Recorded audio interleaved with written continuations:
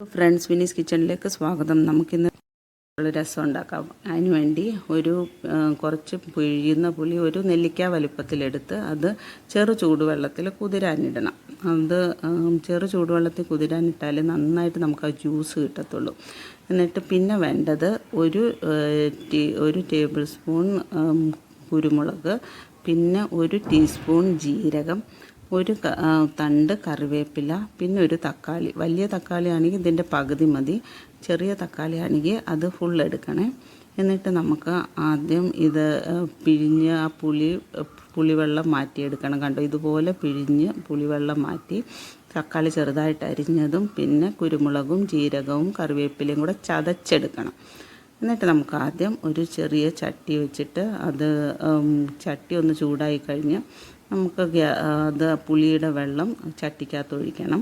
എന്നിട്ട് പുളിവെള്ളം ജസ്റ്റ് ഒന്ന് ചൂടായി കഴിയുമ്പോഴത്തേക്കും നമ്മൾ അരിഞ്ഞു വെച്ച തക്കാളിയും പിന്നെ ചതച്ച് വെച്ച കുരുമുളകും ജീരകവും കറിവേപ്പിലയും കൂടെ ഇട്ട് അതെല്ലാം കൂടെ ഇട്ട് നന്നായിട്ടൊന്ന് തിളപ്പിക്കണം. ഇതെല്ലാം ഇട്ട് കഴിഞ്ഞിട്ട് നന്നായിട്ട് ഇളക്കി കൊടുത്ത് ജസ്റ്റ് ഒന്ന് ചെറുതായിട്ടൊന്ന് തിളച്ച് കഴിയുമ്പോഴത്തേക്കും ഇനി കുറച്ച് പൊടികൾ ആഡ് ചെയ്യാം.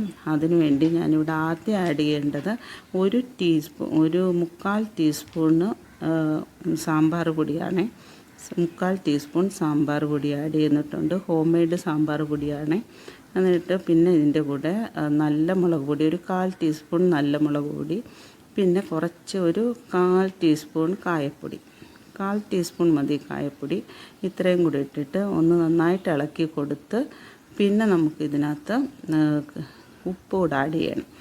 ഉപ്പ് 1/2 ടീസ്പൂൺ ഉപ്പ് കൂടെ ആഡ് ചെയ്തിട്ട് ഇത് നന്നായിട്ട് തിളച്ച് നമ്മുടെ തക്കാളിയൊക്കെ നന്നായിട്ട് തിളച്ച് ഉടഞ്ഞ് കിട്ടണം.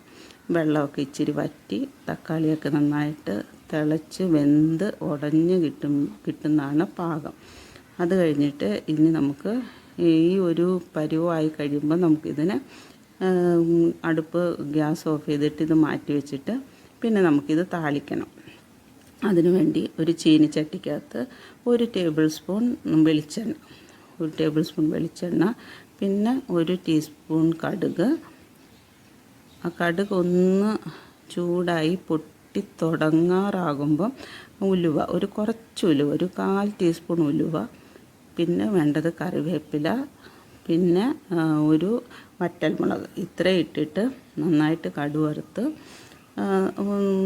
പിന്നെ ആ കടുക് വറുത്ത് കഴിഞ്ഞിട്ട് കടുകൊക്കെ പൊട്ടിക്കഴിഞ്ഞ് ഗ്യാസ് ഓഫ് ചെയ്ത് കഴിഞ്ഞിട്ട് നമുക്ക് ഇതിനകത്തോട്ട് കുറച്ച് 1/4 ടീസ്പൂൺ സാമ്പാർ പൊടിയും ഇച്ചിരി കാലും വേണ്ട ഒരിത്തിരി കായപ്പൊടിയും കൂടി ഇട്ടിട്ട് ഇത് ഗ്യാസ് ഓഫ് ചെയ്തിട്ടാണ് ഈ 2 പൊടികൾ ചേർക്കേണ്ടത്. ഒന്ന് ഇളക്കി കൊടുത്തിട്ട് ഈ താളിച്ചത് നമുക്ക് രസത്തിനകത്തോട്ട് ചേർക്കാം. നന്നായിട്ടൊന്ന് ആ എണ്ണയുടെ ചൂടിൽ തന്നെ ഈ പൊടികളൊന്ന് ചൂടാകും.